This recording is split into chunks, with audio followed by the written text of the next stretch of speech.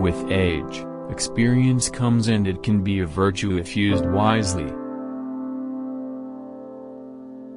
I think that's the single best piece of advice. Constantly think about how you can do things better and question yourself.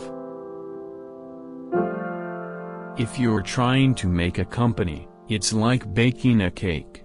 You must have all the ingredients in the right proportions.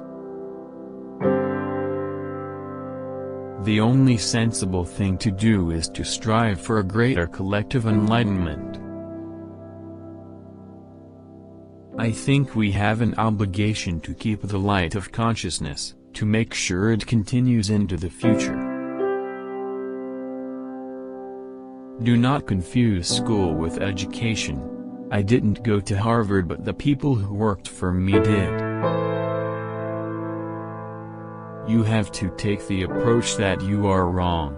Your goal is not to be too wrong. If something is important enough, you should try even if the possible outcome is failure. You are paid in proportion to the difficulty of the problem you solve. I think it's very important to have feedback, where you're constantly thinking about what you've done and how you could have done it better.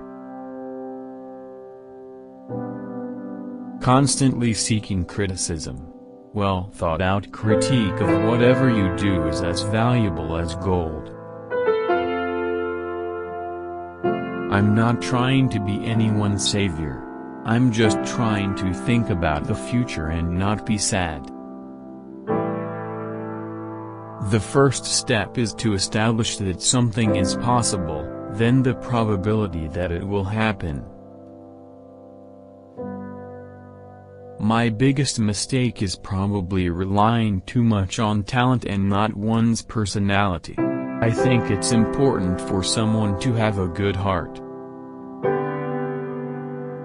My motivation for all my companies is to get involved in something that I think will have a significant impact on the world.